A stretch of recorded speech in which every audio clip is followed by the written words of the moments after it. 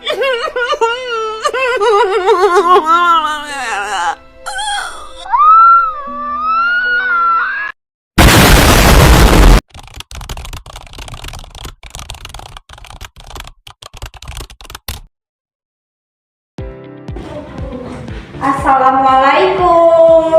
Waalaikumsalam. Apa kabar hari ini? Baik, Bu. Alhamdulillah. Sebelum kita mulai pelajaran hari ini, baiknya kita berdoa. Doa dimulai. Doa selesai. Oke, Ibu absen ya. Ada yang nggak datang hari ini? Datang semua, Bu. Ya, Ibu absen dulu. Pika, Hadir, Bu. Fitri, Dir.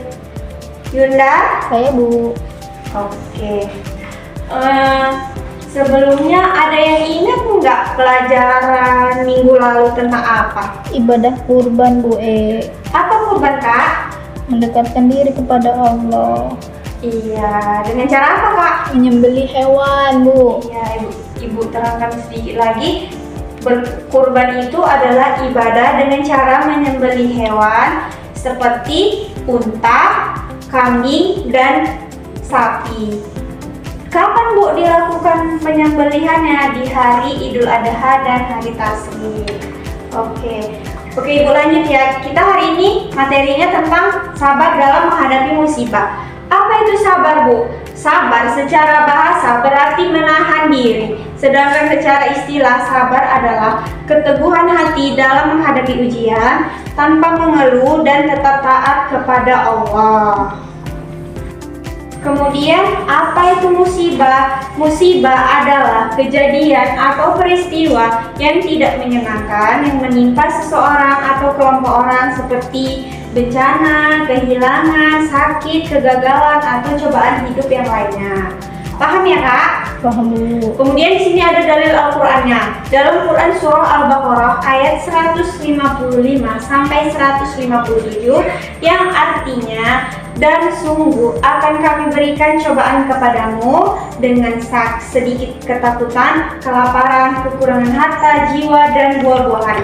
Dan sampaikanlah kabar kepada orang-orang yang sabar, yaitu orang yang apabila ditimpa musibah mereka akan berkata inna lillahi wa inna ilaihi rajiun, yang artinya sesungguhnya kami milik Allah dan kepadanya lah kami kembali. Mereka itulah yang mendapat keberkatan yang sempurna dan rahmat dari Tuhan mereka, dan mereka itulah orang-orang yang mendapatkan petunjuk. Baik, mengapa kita harus sabar? Ada yang tahu nggak kenapa kita harus sabar? Kenapa? Tahu? Nggak tahu, Bu. Yang pertama itu sebagai bukti keimanan kita kepada Allah. Yang kedua, sabar itu bisa menjadi ujian itu bisa menjadi tempat kita untuk penghapus dosa. Yang paling penting itu yaitu Allah mencintai orang-orang yang sabar. Contoh teladan kesabaran itu ada di Nabi Ayub. Beliau itu bersabar dalam sakit dan kehilangan harta. Kemudian ada Nabi Yakub. Beliau bersabar ketika kehilangan anaknya, yaitu Nabi Yusuf. Jadi kita harus banyak-banyak bersabar. Kemudian ada Nabi Muhammad SAW, yaitu beliau bersabar saat dihina, diusir, dan berperang demi dakwah, demi membela Islam. Tapi beliau tetap bersabar.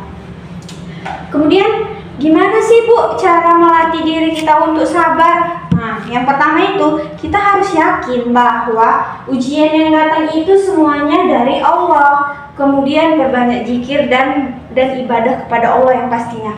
Yang ketiga, belajar menerima takdir dengan ikhlas.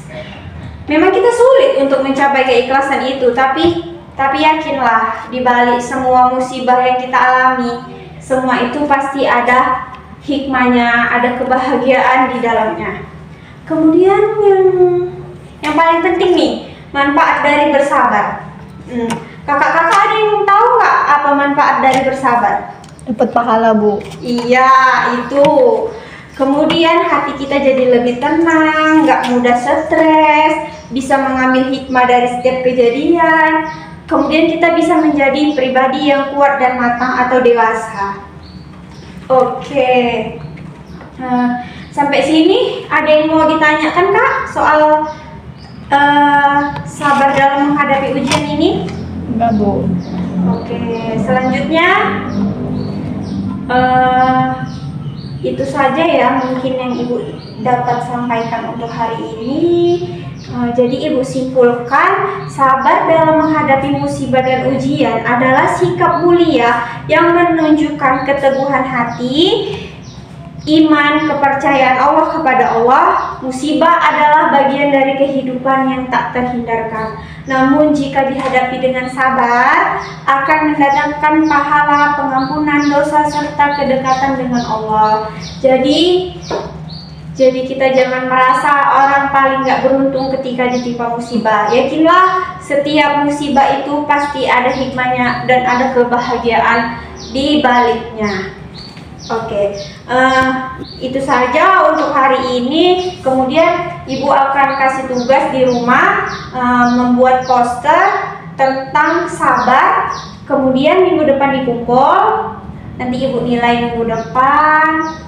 Oke, ada yang mau ditanyakan tentang tugasnya? Udah, Bu. Paham, Bu. Oke, alhamdulillah. Kemudian itu saja ya yang dapat Ibu sampaikan untuk hari ini. Lebih kurangnya Ibu mohon maaf, kepada Allah Ibu mohon ampun. Ibu minta maaf kalau ada kata-kata Ibu yang menyinggung untuk pembelajaran hari ini. Semoga kita sehat selalu dan bertemu di minggu depan. Ibu ucapkan sebelum kita mengakhiri ini, ada baiknya kita mengucapkan hamdalah, alhamdulillahirobbilalamin. Oke, wassalamualaikum warahmatullahi wabarakatuh. Waalaikumsalam.